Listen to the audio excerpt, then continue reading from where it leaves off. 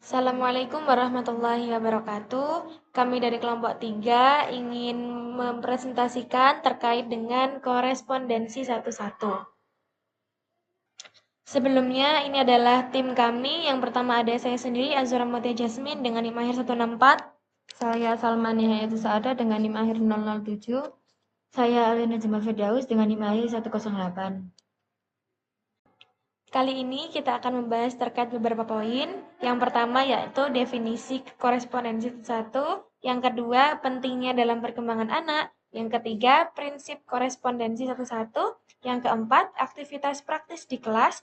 Yang kelima, media dan alat bantu. Dan yang terakhir yaitu cara menilai.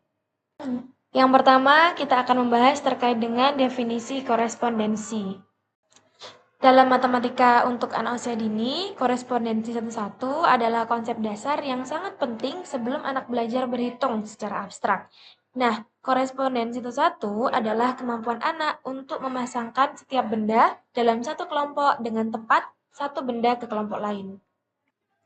Selanjutnya ada pentingnya korespondensi satu-satu dalam perkembangan anak. Mengapa korespondensi itu penting? Karena banyak anak itu bisa hanya menghitung 1, 2, 3, dan seterusnya, atau menghafal urutan angka, tetapi anak itu belum tentu paham bahwa angka 1 itu mewakili satu benda yang nyata. Korespondensi satu-satu menjembatani hal ini dengan memastikan, yang pertama, anak tidak menghitung benda yang sama 2 kali, dan yang kedua, anak tidak melewatkan benda saat menghitung. Yang ketiga, anak paham konsep kuantitas atau jumlah. Selanjutnya yaitu ada prinsip korespondensi satu-satu. Di sini kami mengambil dari teori Gelman dan Galistel. Dalam teori ini terdapat 5 prinsip yang harus kita ketahui. Yang pertama yaitu prinsip satu-satu. Jika ada satu benda, berarti anak cuma boleh menunjuk satu kali. Anak harus bisa memisahkan mana benda yang sudah dihitung dan mana yang belum. Nah, kalau ada benda yang terlewat atau dihitung 2 kali, berarti hitungannya salah. Prinsip yang kedua yaitu urutan stabil, di mana menghitung itu bukan cuma soal tahu angka, tapi tahu kalau urutan angka itu tidak boleh berubah-ubah. Contohnya, anggap angka seperti kereta api. Gerbang 1 harus di depan gerbang 2, dan gerbang 2 harus sebelum gerbang 3. Nah, kalau urutannya acak-acakan, berarti setiap kali menghitung, anak belum paham prinsip ini. Prinsip yang ketiga yaitu prinsip kardinal. Nah, menghitung itu bukan cuma soal menyebut angka satu-satu, tapi tahu kalau angka itu paling akhir yang kita ucapkan adalah jawaban dari jumlah semuanya.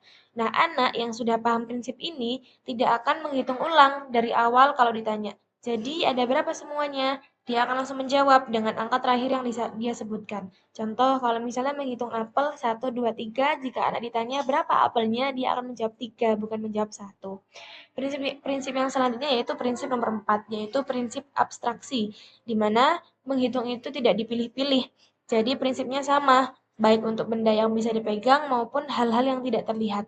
Anak yang sudah paham prinsip ini sadar bahwa segala sesuatu bisa dihitung, bukan cuma mainan atau buah di depannya. Prinsip selanjutnya yaitu prinsip kelima, yaitu ketidakrelevanan urutan. Menghitung itu tidak harus dari kiri ke kanan. Mau mulai dari kanan, dari tengah, atau diajak sekalipun jumlah bendanya tuh nggak akan berubah. Selama kita mengikuti aturan. Satu benda, satu angka. Anak yang sudah paham prinsip ini tidak akan bingung jika kita bertanya, coba kalau dihitungnya mulai dari apel yang paling ujung sini, hasilnya masih sama apa enggak? Begitu. Selanjutnya ada pengimplementasian di kelas. Tujuan dari implementasi ialah supaya anak memahami bahwa setiap orang atau benda itu harus mempunyai pasangan. Kemudian melatih konsep dasar berhitung dan kesetaraan jumlah. Yang ketiga ada membiasakan anak dengan aturan, tidak ada yang lebih dan tidak ada yang kurang. Kemudian alat yang bisa digunakan untuk pengimplementasian di kelas ialah dengan menggunakan kursi dengan jumlah yang sama seperti anak di kelas. Selanjutnya ada langkah-langkah dalam pengimplementasian. Yang pertama ada persiapan, yaitu seperti guru mengatur kursi sesuai jumlah anak. Yang kedua ada instruksi ke anak. Guru memberikan instruksi ke anak seperti setiap anak itu duduk di satu kursi.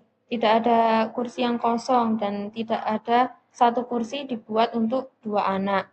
Yang ketiga ada pelaksanaan. Pelaksanaan anak duduk di kursi masing-masing. Dan yang keempat ada diskusi. Setelah semua duduk, guru bisa menanyakan kepada anak. Seperti, apakah semua anak sudah punya kursi? Apakah ada kursi yang kosong? Guru bisa menanyakan pertanyaan itu.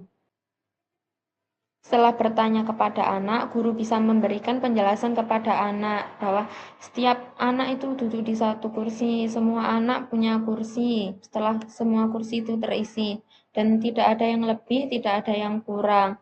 Anak belajar konsep korespondensi satu-satu secara nyata melalui pengalaman langsung. Misalnya setiap anak duduk di satu kursi. Aktivitas sederhana ini menghubungkan matematika dengan kehidupan sehari-hari sekaligus melatih keteraturan, disiplin, dan rasa kebersamaan dalam suasana kelas. Ini ada contoh dari pengimplementasian korespondensi satu-satu di kelas. Selanjutnya ada media dan alat bantu. Media dan alat bantu yang dapat digunakan, yang pertama ada benda konkret atau nyata, yang kedua flashcard, yang ketiga ada AP atau alat permainan edukatif, yang keempat lembar kerja bergambar. Oke, selanjutnya ada cara menilai. Yang pertama ada observasi, yang kedua praktik langsung, yang ketiga tanya jawab sederhana, yang keempat penilaian checklist, dan yang terakhir ada dokumentasi guru.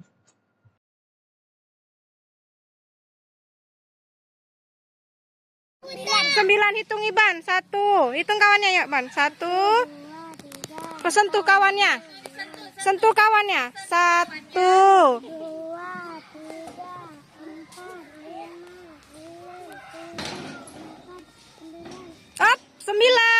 Madan yang jadi. Darah cerah berlangit biru, ingin aku bersenang-senang bersamamu, bernyanyi-nyanyi dan menari di alam bebas yang segar seperti ini.